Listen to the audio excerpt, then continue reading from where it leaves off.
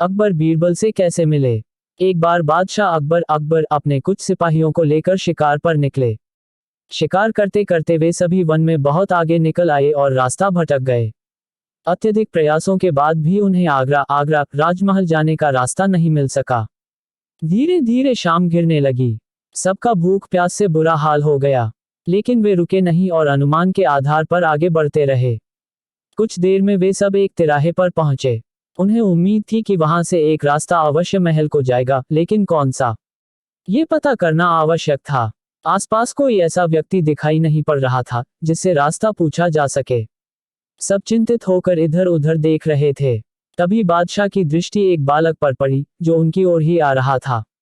पास आने पर बादशाह अकबर ने बालक से पूछा, बालक, जरा बताओ तो आगरा के लिए कौन सी सड़क जाती है। बादशाह का प्रश्न सुनकर बालक हंस पड़ा और बोला, महाशय, सड़क कहीं नहीं जाती, जाना तो आपको ही पड़ेगा। उसकी इस निर्भीकता और वाक्पटुता से बादशाह अकबर बड़े प्रभावित हुए और प्रसन्नचित होकर उससे बोले, बहुत वाक्पटु जान पड़ते हो बालक। नाम क्या है तुम्हारा। मेरा नाम महेश दास महाशय। और आपका नाम। बालक ने तपाक से उत्तर देते हुए प्रश्न भी कर दिया। मुस्कुराते हुए अकबर ने उत्तर दिया, तुम हिंदुस्तान के बादशाह अकबर से बात कर रहे हो। यह जानकर बालक ने सिर झुकाकर बादशाह अकबर का अभिवादन किया। अकबर ने अपनी उंगली से हीरे की अंगूठी निकालकर बालक को दी और बोले, बालक, हम तुम्हारी वाक्पटुता और निडरता देखकर बहुत खुश हैं। हमारे राजमहल आना और ये अंगूठी हमें दिखाना, हम तुम्हें तुरंत पहचान जाएंगे और इनाम देंगे। चलो, अब बता दो कि आगरा जाने का रास्ता किस ओर है। बालक ने अंगूठी ले ली और आगरा जाने का रास्ता उन्हें बता दिया। समय व्यतीत हुआ और महेश दास युवा हो गया। एक दिन उसने बादशाह से मिलने उनके राजमहल जाने का विचार किया और उनकी दी हुई अंगूठी लेकर अपने घर से निकल पड़ा। राजमहल पहुंचकर वह हैरान रह गया। कीमती पत्थरों से निर्मित और बेहतरीन नक्काशी से सज्जित आलीशान राजमहल देखकर उसकी आंखें फटी की फटी रह गई। कुछ देर राजमहल को निहारने के बाद जब वह अंदर जाने को हुआ तो द्वार पर खड़े दरबान ने उसे रोक दिया। रुको, ऐसे कैसे अंदर चले जा रहे हो।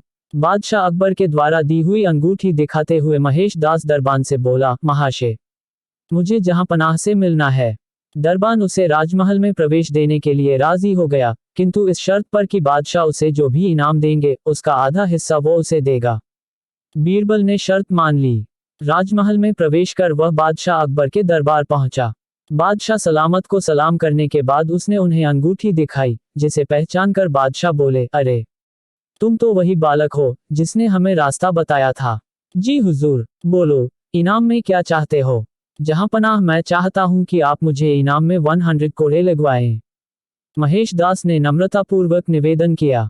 यह निवेदन सुनकर बादशाह अकबर हक्के बक्के रह गए। ये तुम क्या कह रहे हो।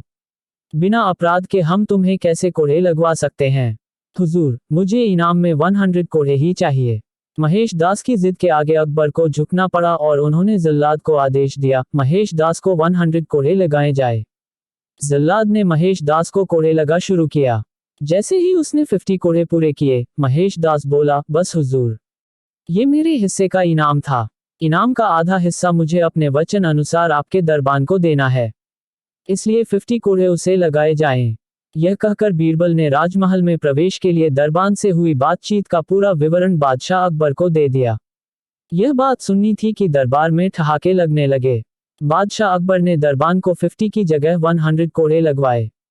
महेश दास की बुद्धिमानी को देखते हुए उन्होंने कहा, महेश, अपनी बुद्धिमानी के कारण आज से तुम बीरबल कहलाओगे। और अपने नवरत्नों में सम्मिलित करते हुए उसे अपना मुख्य सलाहकार नियुक्त कर लिया। इस तरह बीरबल अकबर बीरबल के खासम खास बन गए। ऐसे ही और नए वीडियो देखने के लिए हमारे चैनल को सब्सक्राइब करें।